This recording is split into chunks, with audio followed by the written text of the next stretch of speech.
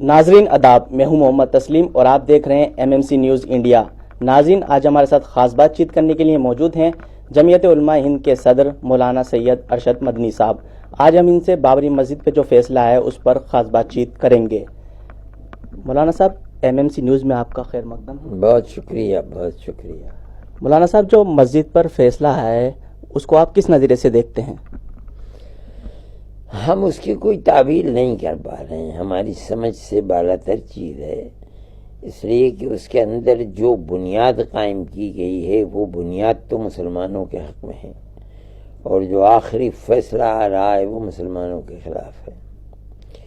بنیادی طریقے کے اوپر یہ قضیہ جہاں سے شروع ہوتا ہے وہ یہ ہے کہ آیا مسجد کسی مندر کو توڑ کر بنائی گئی ہے یا مسجد اپنی جگہ کے اوپر بنی ہے، یہاں کوئی مندر نہیں تھا۔ اسی کے اوپر دونوں فریق کا جھگڑا تھا۔ جو فریق مخالف ہے وہ یہی کہتا ہے کہ یہاں یہ جگہ ہماری ہے، یہاں مندر تھا، مندر کو توڑ کر بابر نے اپنی طاقت کے بلبوتے کے اوپر مسجد بنائی ہے۔ یہی بنیاد تھی جس پر سن 49 میں وہاں رام للہ کو رکھا گیا، یہی بنیاد تھی جس پر 92 کے اندر مسجد کو شہید کر دیا گیا۔ سپریم کورٹ ان بنیادوں کو تسلیم نہیں کرتا۔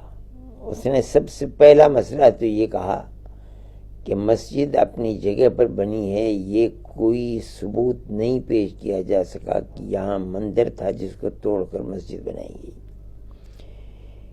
یہ بنیادی فیصلہ یہ بتاتا ہے کہ جب یہ مسجد تھی تو یہاں رام للہ کو نہیں رکھا جا سکتا، اس لیے انہوں نے کہا کہ یہ رکھنے والے بھی مجرم تھے۔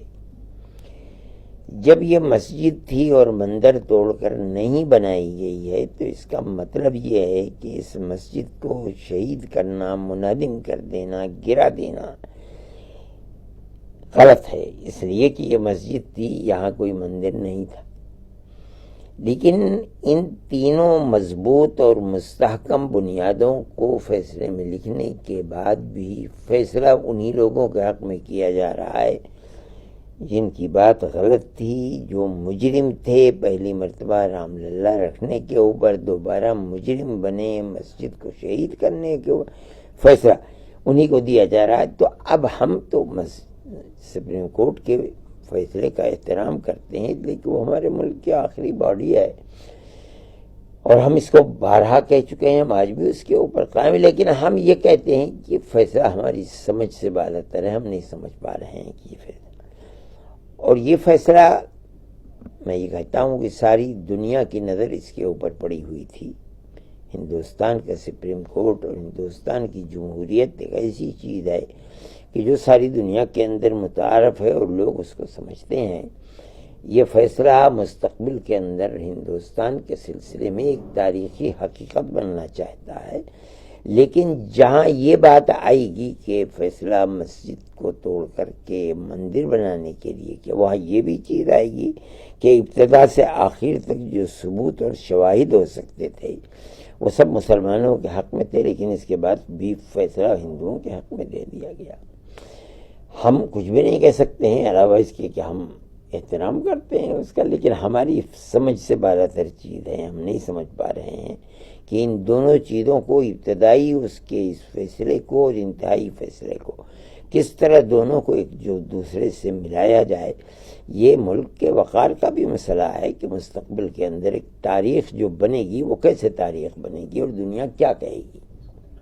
سپریم کورٹ نے جو 5 ایکڑ زمین دینے کا بات جو کہی ہے وہ آپ اس کو کس نظریے سے دیکھتے ہیں؟ وہ ہمارے نزدیک کوئی اہمیت اور کوئی حیثیت اس کی نہیں 5 ایکڑ زمین کا۔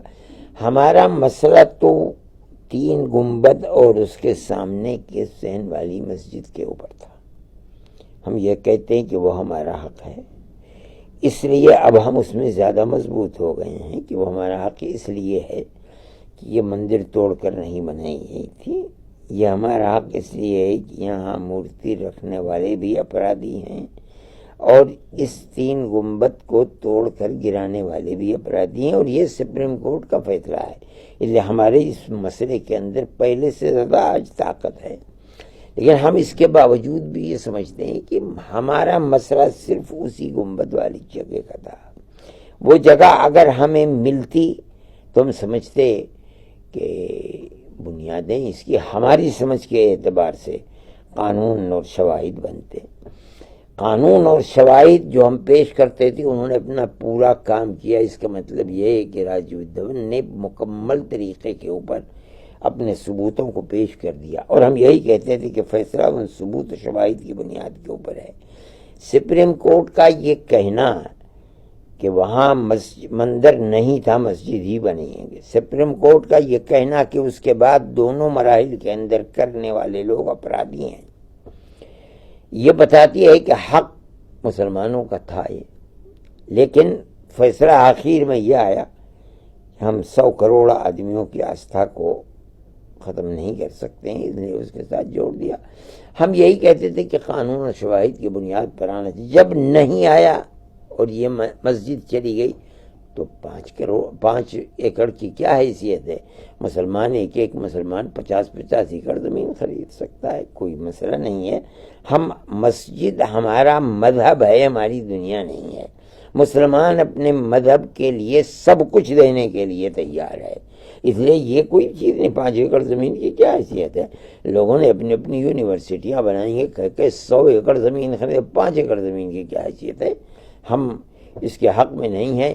لیکن چونکہ انہوں نے سنی سینٹرل وقف بورڈ کو دی، لے سنی سینٹرل وقف بورڈ جانے، میں نہیں سمجھتا ہوں کہ چونکہ وہ تو پہلے ہی وڈرا کر چکے ہیں اور اس سے مسلمانوں کو بڑا نقصان بھی پہنچایا ہے انہوں نے، وہ کیا کرتے ہیں وہ جانے۔ لیکن ہم چونکہ پہلی جماعت تھے اور ہم 70 سال سے جمعیت علماء مقدمہ، اس لیے ہمارے نزدیک اس 5 ایکڑ کی کوئی حیثیت نہیں، نہ ہم اس کو قبول کرنا چاہتے ہیں۔ کل آپ نے جو مجلس عامہ کی میٹنگ بلائی ہے اس کا کیا مقصد ہے؟ اسی موضوع کے اوپر غور کریں گے، ورکنگ کمیٹی ہے ہماری، کل کو اسی کے اوپر گفتگو کریں گے کہ مستقبل کے اندر ہمیں کیا کرنا ہے۔ ہم ایک بات تو بہت ہی واضح طریقے پر ہم کہتے چلے آئے ہیں کہ ہم ملک کے اندر امن و امان کو چاہتے ہیں۔ ہم نے مسلمان کو یہی پیغام دیا ہے، اور الحمدللہ میں اللہ کا شکر ادا کرتا ہوں کہ مسلمان اس کے اوپر مکمل طور کے اوپر پورا اترا ہے، اور اس نے کہیں کوئی جھگڑا اور فساد کی کوئی اطلاع نہیں ہے، اور خدا کرے ملک کے اندر امن و سلامتی قائم رہے۔ ہماری لڑائی کوئی عوام سے نہیں تھی، جنتا سے نہیں تھی، ہم تو حکومت کے ساتھ ہمارا ایک اختلاف تھا، اور ہم نے سپریم کورٹ ہی کو ثالث بنایا تھا، جو قانون کے اعتبار سے کورٹ ثالث بن سکتا ہے۔ ہم وہاں تک گئے جہاں تک ہم دروازوں کو قانونی اعتبار سے کھٹکھٹا سکتے تھے، لیکن ہمارے حق میں فیصلہ نہیں ہوا، ہم اس کا احترام کرتے ہیں، لیکن فیصلے کی نوعیت ایسی ہے کہ ہماری سمجھ سے بالاتر ہے کہ کیا ہوا۔ مولانا صاحب بہت بہت شکریہ ہم سے بات کرنے کے لیے۔ بہت شکریہ آپ کا بھی، آپ تشریف لائے۔ ناظرین، آج ہمارے ساتھ خاص بات چیت کرنے کے لیے موجود تھے جمعیت علماء ہند کے صدر مولانا سید ارشد